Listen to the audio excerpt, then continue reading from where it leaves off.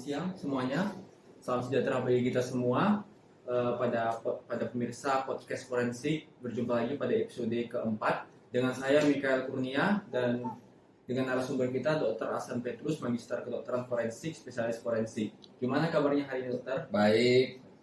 Terima kasih ya dok telah meluangkan waktunya pada hari ini untuk datang pada podcast forensik. Materi kita pada podcast hari ini adalah mengenai seputar tentang tanatologi. Pasti pemirsa bertanya-tanya, apa sih itu tanatologi?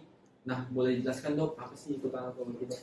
Ya, jadi tanatologi ini sebetulnya ilmu dasar pada bidang kedokteran forensik. Kenapa? Karena tanatologi itu sendiri adalah ilmu yang mempelajari tentang kematian dan perubahan yang terjadi setelah kematian dan faktor-faktor yang mempengaruhi perubahan tersebut. Jadi setiap kasus tindak pidana yang menyebabkan korban itu mati, maka ilmu tanatologi ini begitu penting. Kenapa dibilang penting? Karena ilmu tanatologi ini berbicara tentang kapan korban itu meninggal. Dan satu penyelidikan tidak akan bisa sampai kepada tujuan itu tersangka kalau kapan korban ini meninggal tidak diketahui. Oh begitu ya dokter. Nah itu. Menarik. Jadi setiap kasus ilmu tanatologi pasti digunakan. Setiap kasus ya dokter? Setiap kasus. Karena yang meninggal. Karena selalu perlu dicari tahu kapan dia meninggalnya. Kenapa itu penting? Karena dari situlah titik awal penyelidikan. Jadi kalau tidak diketahui kapan dia meninggal, nggak bisa diselidiki. Kalau diselidiki pun akan sesat. Itu menurut ilmu kriminologi. Ya. Ilmu kriminologi dokter. Baik dokter. Jadi bagaimana sih dokter ilmu tanatologi ini diaplikasikan dalam ilmu kedokteran saat ini dokter? Nah, ilmu tanatologi itu kan berbicara tentang kematian dan proses yang terjadi setelah kematian. Dan siapapun kita, manusia yang mati itu akan mengalami proses yang sama, namanya fisiologis. Mulai dari penurunan suhu, ya saya kira nggak ada lah yang orang yang mati itu yang tidak turun suhunya, gitu ya. Pasti dingin, malah orang bilang udah mati nih, udah dingin, nah gitu ya. Nah, kemudian ada terjadi lebam mayat, terjadi kaku mayat dan pembusukan. Nah, semua ini sudah dipelajari. Sehingga muncullah ilmu ini. Sehingga tanda-tanda atau perubahan-perubahan yang terjadi setelah kematian inilah digunakan untuk menyatakan sudah pasti mati. Kemudian berapa lama dia mati. Kemudian mungkin juga bisa kita perkirakan apa penyebab kematiannya. Mungkin juga bisa kita perkirakan di mana dia meninggalnya. Apakah dia itu ditemukan di TKP atau itu sudah TKP yang kesekian. Nah, jadi banyak hal yang bisa diungkap dari ilmu tanatologi ini. Wah, menarik sekali ya dokter. Ya pasti menarik lah. Jadi dari hal-hal tersebut saja kita bisa mengetahui hal-hal yang lainnya ya dokter ya. Ya, sesuatu yang rahasia kita bisa tahu.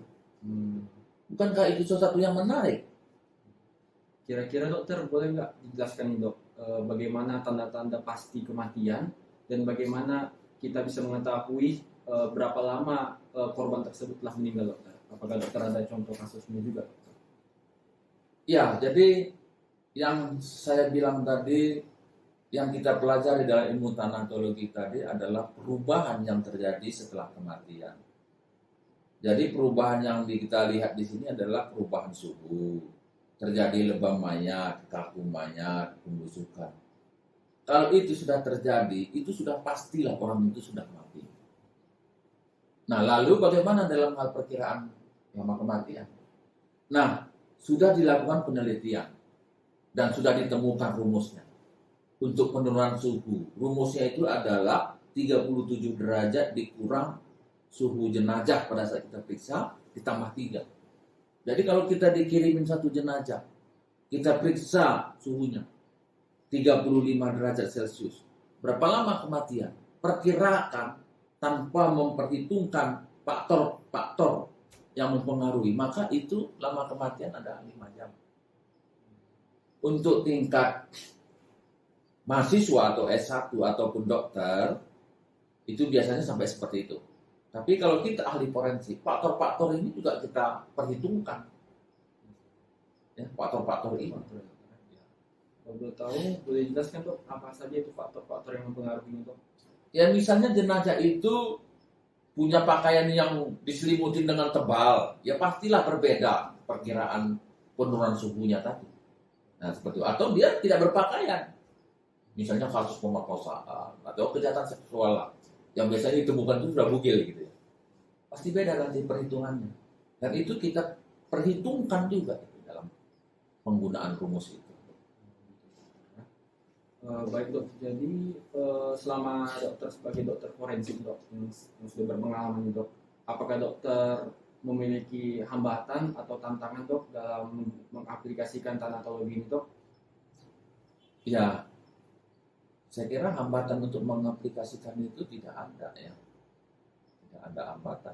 Yang menjadi hambatan itu sebetulnya adalah ketika jenazah ini kita temukan sudah mengalami proses pembusukan, apalagi pembusukan lanjut.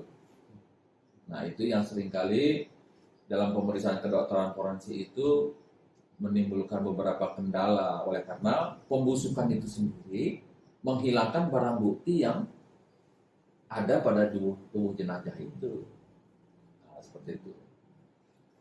Baik, terima kasih dokter atas waktu bincang-bincangnya dokter. Semoga apa yang dokter jelaskan bisa bermanfaat bagi pemirsa yang menonton. Terima kasih dokter. Ya.